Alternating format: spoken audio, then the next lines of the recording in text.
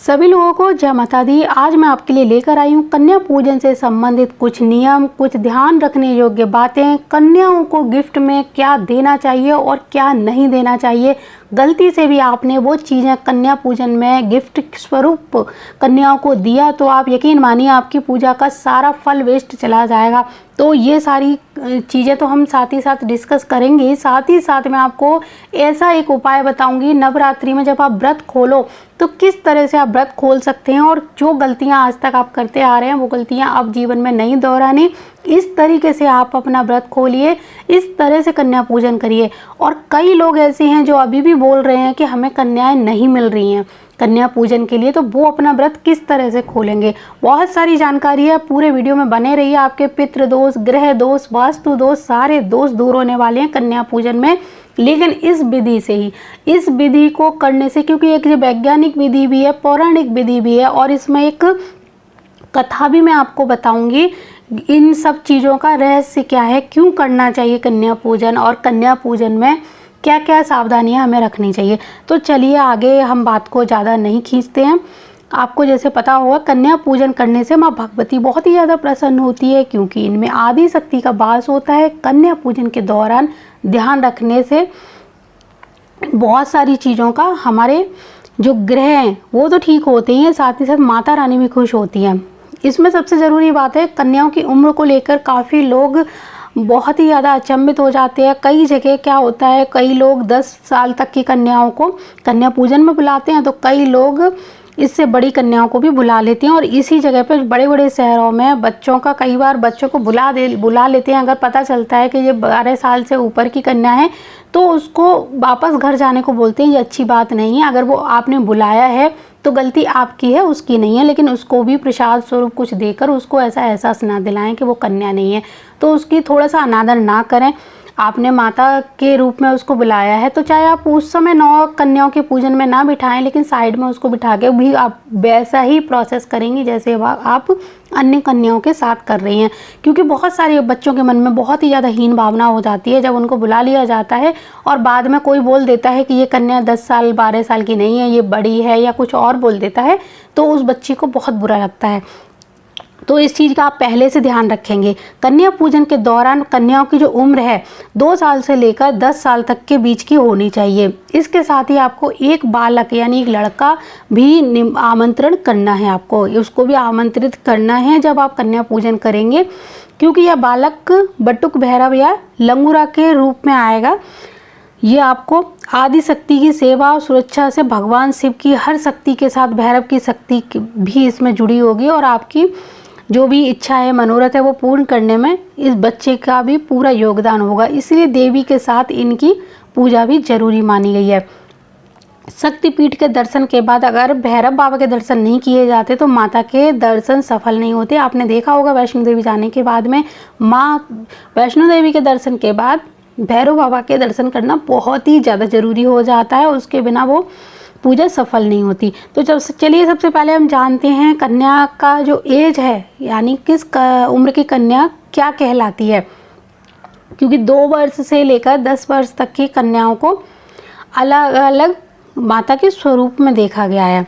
जैसे कि 1 वर्ष के से 2 वर्ष तक की जो कन्या होगी उसको कुंवारी की संज्ञा दी गई है, और 2 वर्ष की कन्या को मान लो 1 से 2 के बीच की, 3 को त्रिमूर्ति, 4 को कल्याणी, 5 वर्ष को रोहिणी, 6 को कालिका, 7 को चंडिका, 8 वर्ष की शांभवी, 9 वर्ष की दुर्गा और 10 वर्ष की कन्या को सुभद्रा माना गया है। नवरात्रि में एक कन्या एक तरह की अवतरित मतलब ऊर्जा का प्रतीक होती है और उसकी पूजा में यह ऊर्जा बहुत ही ज़्यादा सक्रिय मानी जाती है। इनकी पूजा करने से सभी देवियों का आशीर्वाद प्राप्त होता है। तो जैसे कन्या पूजन में आप जानते हो, कन्याएं जब आप बुला के लाओगे उनके चरण धोओगे, किस तरह से घर को सजाना है, कन्याओं के भोजन बनाना है, उनको तिलक लगाना है, चरण वगैरह धो के उनको एक तरह से माता स्वरूप मानकर उनकी पूजा का प्रोसेस तो सबको पता है। कोई चुनरी उड़ाएगा, कोई उनको तिलक लगाएगा, कोई कुछ भी अपना मतलब पूजन आपको अपने हिसाब से करना है। पूजन की विधि मैं नहीं बता रही क्योंकि सबको अपने हिसाब से पूजा करना आती है। मैं यहाँ पर सिर्फ आपको वो चीज़ें बता रही हूँ जो आपके लिए बहुत ही ज़्यादा ज़रूरी है। आपने कन्याओं को बुला लिया, कन्याएं आपके घर में आ गई और अब आपने जैसे उनके चरण वगैरह धुलाकर उनको अच्छे से बैठने का आसन दिया, तिलक वगैरह किया और उनको भोजन दिया। अब आपको भोजन वगैरह देने के बाद ये ध्यान रखना है कि आपके पास अगर 9 कन्या हैं, 9 से ज़्यादा कन्या हैं, वो भी आ सकती हैं, कोई दिक्कत नहीं है कि सिर्फ 9 ही कन्या हो।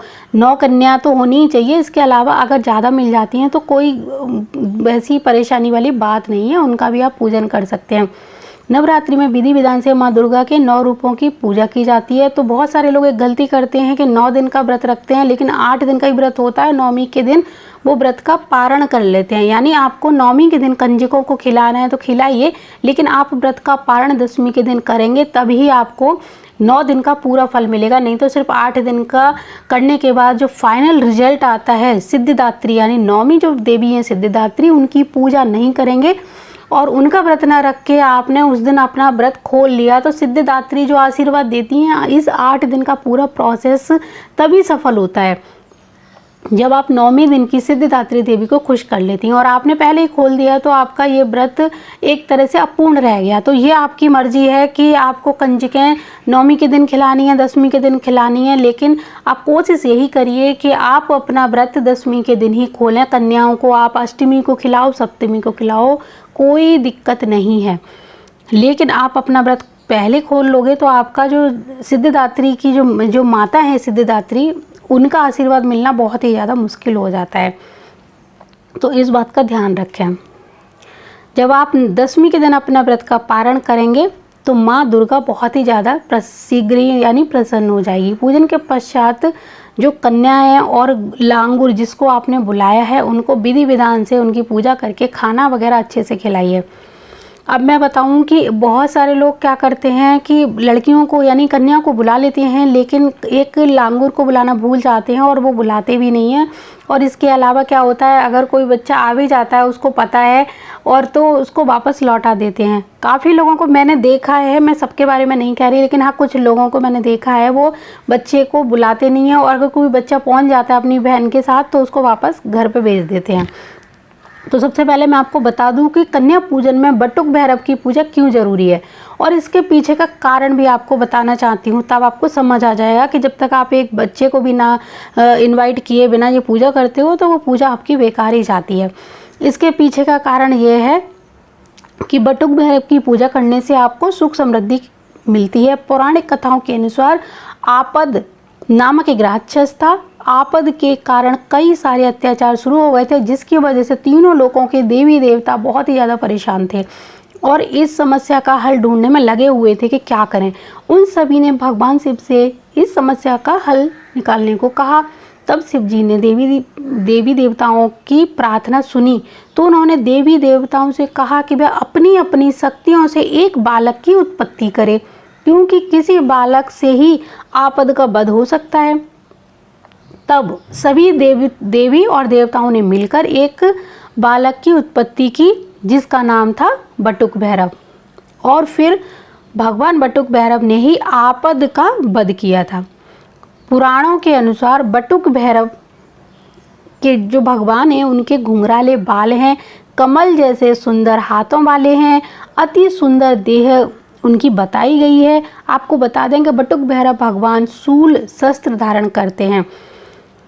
तो आपने ये सब जान लिया कि बटुक भैरव यानी कन्या के साथ एक लांगुर भी बुलाना बहुत ज़रूरी है। अब आपको बता दूं कि हिंदू धर्म की मान्यताओं के अनुसार अगर कलयुग में भी कोई आपदा आएगी तो बटुक भगवान उस आपदा को बचाने के लिए या आपको लोगों को बचाने के लिए उस आपदा से अपना नया रूप धारण करेंगे, क्योंकि आपद नामक उन्होंने दैत्य का वध किया था। तो इसी से रिलेटेड शब्द है आपदा। तो जब भी कोई आपदा आती है कलयुग में या भक्तों के ऊपर तो उसको बचाने के लिए बटुक भैरव धरती पर आते हैं और उस आपदा से लोगों को बचाते हैं। इस वजह से भगवान बटुक भैरव की पूजा की जाती है। अब ध्यान रखना क्या ज़रूरी है कि जब कन्या पूजन आप करो, कन्याओं को पूजन में आप बटुक भैरव को भी भोजन ज़रूर कराएंगे, उनको ज़रूर बुलाएंगे। अब आज के बाद जो लोग नहीं बुलाते हैं वो भी इस बात को गांठ बांध के रख लें कि आपको एक बच्चा ज़रूर बुलाना है। अब यहाँ एज को लेके मत बैठिए कि बच्चे की एज कितनी हो। आप बच्चा होता है, आपकी नज़र में जो बच्चा हो उसी को बुला लीजिए। जिस प्रकार माँ की पूजा में भैरव की पूजा बहुत ही ज़्यादा ज़रूरी है, जैसे कि आपने देखा है कि बिना भैरव की पूजा के कोई भी तीर्थ यात्रा सफल नहीं होती है अगर माता के दर्शन के लिए जा रहे हो। उसी तरह कन्या पूजन में भी बालक का आना बहुत ही ज़्यादा ज़रूरी होता है। अब आपको बता दूं कि आप जब कन्या पूजन करो, कन्याओं को खाना जब खिलाने जा रही हो, उससे पहले आपको क्या करना है, बस इस चीज़ पे आप गौर करिए। आपको कन्या पूजन के लिए जो भोजन आपने पकाया है, उस भोजन में से कुछ ग्रास आपको पहले निकालने हैं। कौन कौन सा ग्रास निकालना है? पहले गाय का ग्रास यानी गौ ग्रास निकलेगा सबसे पहला। उसके बाद एक थाली आपको कुलदेवी की निकालनी है, एक पितरों की निकालनी है और एक भगवान के मंदिर में जाएगा एक भोजन। ठीक है, माता रानी का तो आप सब कुछ घर में बना रहे हो, प्रसाद भंडारा है माता रानी का, लेकिन माता रानी के ही प्रसाद में से इतना प्रसाद निकलेगा। अब आपको जो गौ का ग्रास है, जितनी जल्दी हो सके घर का कोई भी सदस्य गौ माता को खिलाकर आ जाए। पितरों का जो भोजन है वो आप पशु पक्षियों को भी खिला सकते हैं, अगर आप चाहो तो मंदिर में भी दे सकते हैं, किसी ब्राह्मण को दे सकते हैं। ब्राह्मण ना मिले तो आप पक्षियों के लिए उस खाने को कहीं पर रख दीजिए, किसी वृक्ष के नीचे, पक्षी खा लेंगे। कुल देवी का भोजन आपको क्या करना है? कुल देवी के नाम से आपको कुल देवी नहीं पता तो कोई बात नहीं है, आप मंदिर में रखिए, सिर्फ उनका ध्यान करिए, यानी मानसिक रूप से कुल देवी का आवाहन करिए और उनको ये भोजन अर्पित करिए। कुल देवी का ध्यान करके और उसके बाद ये थाली आप रख दोगे और मानसिक रूप से सभी लोग मन ही मन माँ कुल देवी को ये भोजन अर्पित करेंगे। और जब पूजन के बाद जब अपना व्रत का मतलब व्रत खोलना है, पारण करना है, उसके बाद इस भोजन को, कुल देवी वाले भोजन को आप लोगों को ही खाना है, यानी घर के मेंबरों को खाना है, बाहर के लोगों को ना दें। ये कुल देवी का यानी कुल के लोग ही खाएंगे। इसके बाद आपको जो मैंने बताया सारे लोगों का जो भगवान का भोजन है, जो भोग आपने निकाला है, अगर मंदिर में थाली निकालते हैं तो मंदिर में देकर आइए, नहीं तो घर के मंदिर में आप भोग लगा रहे हैं, क्योंकि कुल देवी के भोग में से बाकी भगवान का भोग नहीं लगेगा, भगवान के लिए अलग से निकालिए। जैसे माता रानी की थाली आप निकालोगे उसमें से आप भोग लगाइए, उसी में से एक एक थोड़ा थोड़ा कंजकों को भी देना है और घर का प्रसाद भी देना है और बाकी लोगों को खाना है। लेकिन जो कुल देवी का भोजन है, पितरों का भोजन है, गौ माता का भोजन है, ये भोजन अलग ही सेपरेट रहेगा, जो किसी भोजन में मिक्स नहीं किया जाएगा। तो आपको जो मैंने बताया कि ये 4 ग्रास निकालनी है, ठीक है, आपने इतने निकाल दिए। खास तौर से 3 जो ग्रास निकाले, गौ माता का, कुल देवी का और पितरों का, और जो चौथा है वो तो भगवान का यानी माता रानी और समस्त देवी देवताओं का भोजन की थाली, जिसमें भगवान का भी भोग लगेगा और माताओं का भी लगेगा। फिर कन्या पूजन होगा, कन्याओं को खाना खिलाइए, जो आपका मन हो वो करिए। और इससे सबसे बड़ी बात है कि पितृदोष बहुत जल्दी शांत हो गए। कुल देवी आपकी रूठी हुई हैं तो वो मान जाएंगी। और आप तक देखिए, आप इस विधि से अगर पूजन करते हैं तो 9 दिन के बाद इस पूजा का जो फल आपको मिलेगा वो कुछ ही दिनों में, हफ्तों में आपको देखने को मिल जाएगा। माता रानी खुश हो जाएंगी, कुल देवी खुश हो जाती हैं जिस दिन, उस दिन तो बारे न्यारे हो जाते हैं। अब मैं बताऊं आप लोग सबसे ज़्यादा गलतियां क्या करते हैं कि आप बच्चों को प्लास्टिक की चीज़ें गिफ्ट में, कोई टिफ़िन दे रहा है, कोई कुछ दे रहा है, कोई पेन पेंसिल दे रहा है, हेयर बैंड दे रहा है, ठीक है आपका मन है दीजिए, लेकिन आप गिफ्ट स्वरूप अगर वस्त्र देते हैं, कपड़े देते हैं, पुस्तकें देते हैं, तो आप यकीन मानिए आपकी पूजा बिल्कुल सफल हो जाती है। तो गिफ्ट में प्लास्टिक की चीज़ें बच्चों को ना दें। अगर आपने कन्याओं को देवी स्वरूप मानकर उनकी पूजा की है तो गिफ्ट में उनको प्लास्टिक की चीज़ें ना दें। इससे बढ़िया है आप मिट्टी से बने हुए कुछ खिलौने दे सकते हैं, गुल्लक दे सकते हैं, आप लकड़ी से बनी हुई चीज़ें उनको दे सकते हैं, पढ़ने लिखने की चीज़ें दे सकते हैं, कोई फ़ोटो फ्रेम वगैरह है वो दे सकते हैं। बच्चों को आप गुल्लक देंगे तो उनके काम आएगी, वो पैसा स्टोर कर पाएंगे। पढ़ने लिखने की किताबें दे सकते हैं, ड्राइंग की बुक दे सकते हैं, कपड़े दे सकते हैं, रुमाल वगैरह दे सकते हैं, यानी आप वस्त्र दे सकते हैं। आप कुछ खाने की चीज़ों में फ्रूट दे सकते हैं। खाने की चीज़ में भी काफ़ी लोग फ्रूटी के पैकेट देते हैं, चिप्स वगैरह देते हैं और कुरकुरे वगैरह, ये सब चीज़ें। इससे बढ़िया है कि आप फल दे दीजिए, फल बच्चा खाएगा, बच्चों के लिए वो ज़्यादा फ़ायदा करेगा। इस तरह की चीज़ें आप चॉकलेट वगैरह मत दीजिए, पूजा में मत दीजिए। आप पैसे कभी बांटने हो तो कभी भी बांट सकते हो। इसके अलावा जैसे आपको फल के अलावा आपको कुछ देना है तो आप टॉयज़ वगैरह बच्चों की एज के हिसाब से देख लीजिए, उनसे एक दिन पहले पता कर लीजिए कि उनको क्या चीज़ पसंद है, तो उसी तरह का खिलौना दीजिए।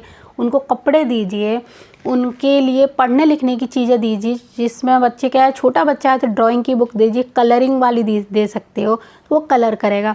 इस तरह की जो बहुत सारे बच्चे हैं तो वो इन चीज़ों में इंटरेस्ट दिखाते हैं, यानी ड्राइंग में बहुत ज़्यादा दिखाते हैं, तो ये चीज़ें उसके लिए बहुत ही ज़्यादा फ़ायदेमंद होंगी। और लकड़ी या मिट्टी से बने हुए खिलौने दीजिए, कोई दिक्कत नहीं है अगर उनके घर में जाके कुछ दिन बाद वो टूट जाए, फूट जाए, कोई परेशानी वाली बात नहीं है। लेकिन प्लास्टिक की चीज़ें बहुत ही ज़्यादा हानिकारक होती हैं, आपकी पूजा को बिल्कुल निष्फल कर देती हैं। बच्चों को आजकल गिफ्ट का रिवाज हो गया है कि नवरात्रि में भी लोग बहुत अच्छे गिफ्ट देते हैं, रिटर्न गिफ्ट के तौर पर, बर्थडे में भी गिफ्ट देते हैं। लेकिन गिफ्ट का चलन ठीक है, अच्छा है, आपके पास पैसा है तो आप खूब करिए, लेकिन पूजा पाठ के समय में आप इस तरह के रिटर्न गिफ्ट मत दीजिए जो आपकी पूरे 9 दिन की पूजा को वेस्ट कर दे। आपकी पूजा का जो फल है बिल्कुल बेकार ही हो जाए। एक तरह से माता रानी को आपने खुश कर लिया, और जब गिफ्ट आप दे रहे हो तो वो माता रानी से कहीं से भी मैच नहीं करता। यानी देवी माता को मिट्टी से बनी हुई, जैसे पूजा होती है तो मिट्टी से बनी हुई मूर्ति देवी माता की हम बनाते हैं, वो मिट्टी पसंद है उनको। लकड़ी का यूज़ हम पूजा में करते हैं, लकड़ी पसंद है। जब हम कुछ पढ़ते हैं, पुस्तक माँ सरस्वती को बहुत ज़्यादा पसंद है, बीड़ा और पुस्तक। तो आप कोई वाद्य यंत्र भी दे सकते हैं, जैसे बांसुरी दे सकते हैं, लकड़ी से बने हुए, बच्चा अगर बांसुरी बजा सकता है, या और भी बजाने के वाद्य यंत्र छोटे छोटे आते हैं, वो दे सकते हैं। बच्चे के लिए बिल्कुल नई चीज़ हो जाएगी। पढ़ने लिखने में जैसे पुस्तक रखने के लिए आप कोई चीज़ अगर बाज़ार में मिलती है वो दे सकते हैं। तो कोशिश यही होनी चाहिए कि जो भी गिफ्ट आप रिटर्न गिफ्ट बच्चों को दें, कुछ भी पैसा नहीं है, आप उनको सिर्फ खाना खिलाइए, यानी भोजन कराइए। भोजन कराने के बाद में उनको विदा करते समय आप उनको फल दीजिए, या यकीन नहीं करोगे आपको बहुत ही ज़्यादा फ़ायदा मिलने वाला है इस पूजा से, अगर आपने इस तरह से ये व्रत किया, इस तरह से आपने ये पूजन किया तो। क्योंकि आप यकीन करके देखिए, मैं जो आपको बता रही हूँ, आप एक बार करोगे 3 महीने बाद आपको खुद महसूस होगा कि अब तक हम कितनी गलतियाँ करते थे। तो अभी मैं चलती हूँ, मैंने बहुत अच्छी जानकारी आपको देने की कोशिश करी है। अब देखते हैं इसमें से कितने लोग इस जानकारी को मानते हैं और कितने लोग इसको करते हैं। तो जय माता दी, जय गुरुदेव और जय सिया राम।